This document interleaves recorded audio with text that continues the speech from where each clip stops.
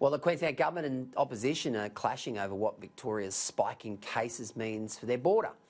And the PC Brigade turns their attention to Queensland after an activist called for the state to be renamed because of its links to the British Empire. Joining me now, Leader of One Nation, Pauline Hanson. Let's get to...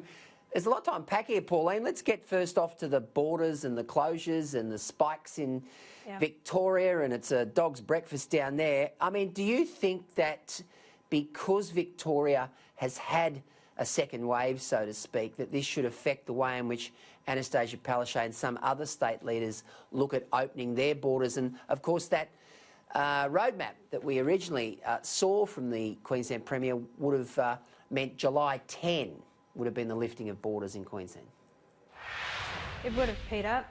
Let's just pull back, and it's not a second wave. Even the National Chief Medical Officer is not calling it a second wave. There has been a spike in the cases in Victoria at this stage, about 21. You've got 2 that are in intensive care, you've got 9 that are in hospital. So I wouldn't call it a second wave, and I think there's people get very concerned when you start using those terms, and it's not the case. You know, if you go back many months ago, we had hundreds of people that were infected with the coronavirus. I think what's happening in Victoria, and of course it's giving Annastacia Palaszczuk more reason to keep the borders closed, as I said, it's playing into her hands leading up to the state election. Our state is going behind by $147 million every week that our border is closed. It is destroying industries and jobs. Now, nationally, we've got 5,000 people thrown onto the unemployment queues. Now, a lot of people, I would say, are very happy for the borders to be closed. Businesses aren't starting up because the government's propping them up. As of April the 27th, we had 727,000 people on New Start allowances. Since then, they've actually been getting now an extra $550 a fortnight. So it suits them to actually not have to go looking for jobs. Then you have the people that are on JobKeeper, and of course, you know, those people, I feel sorry that they've lost their jobs, but a lot of them are actually getting paid more now than what they did when they were working. So it's in the interest of a lot of people to actually keep the border shut. Businesses don't start up again. The government's paying us. We can sit at home, do absolutely nothing. You don't know how you are actually, if you have that attitude, how you are destroying our economy, our future, your way of life, your standard of living, for possibly yourself, but definitely for the future generations. Pauline, Lydia Thorpe. Now, she is a Greens politician in Victoria. She's suggesting that the name of Queensland should go, that we should rename it, because it of course goes back to our traditional colonial roots. Of course, we know that the beer, the colonial beer, is also under threat. What do you think of Lydia's proposal?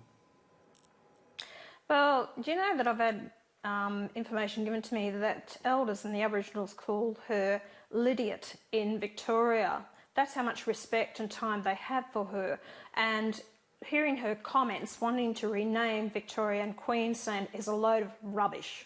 Absolute rubbish. And this is what we get on the floor from the Greens all the time, hearing their rubbish dribble out of their mouths, pushing their own agenda.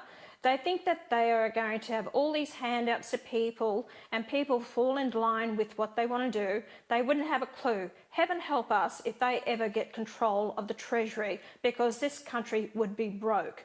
Their policies are absolutely laughable. And this is laughable too, wanting to rename Queensland because of history books.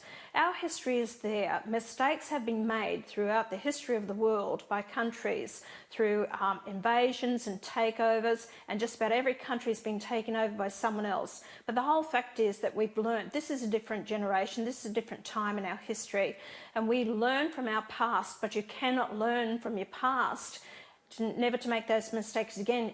We don't teach our history to our young ones coming through. And that's how ridiculous it is. They want to change the history books. You'll never change what's happened in the past. If you think you're going to, snow it over, you're just ridiculous. And this is what the Greens want to do all the time. So it's quite interesting that she's going to be replacing Dina Tully in the Senate. So we'll just see what it's like. I'm sure you'll have a chat. I think she'll blend in quite well. I'm sure she'll blend in quite well with the rest of them. All right.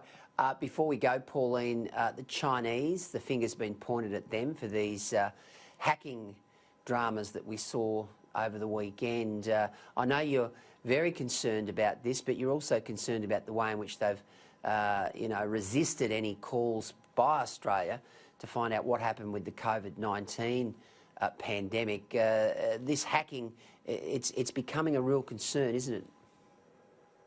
Of course, it's becoming a very big concern, and so it should, but the government hasn't really come out and said so. You know, I hear of other countries, even Huawei, you know, in the UK, they're very concerned about it now because they've signed up for China to put in Huawei over there.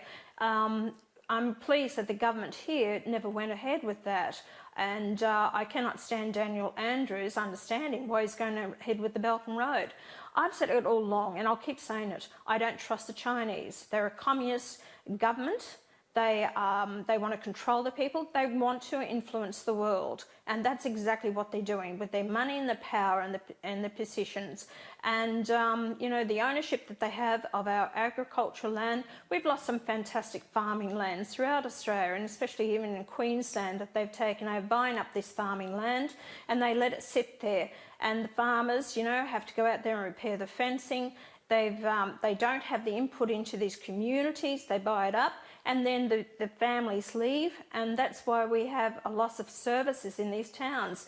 I am so angry with the government. I've been on about the Foreign Investment Review Board for many years, that they need to actually start doing something about it. It needs to be registered, who owns it. We've allowed a country to be bought up by mainly the Chinese. They have huge interests in this country to do with our water, our land, our infrastructure, and the government still allow it. It's only because I keep hounding them all the time about this and bringing it to the forefront so people know what is happening in our country, that the government then says, well, we better do something, otherwise we're only going to lose our positions and lose our votes.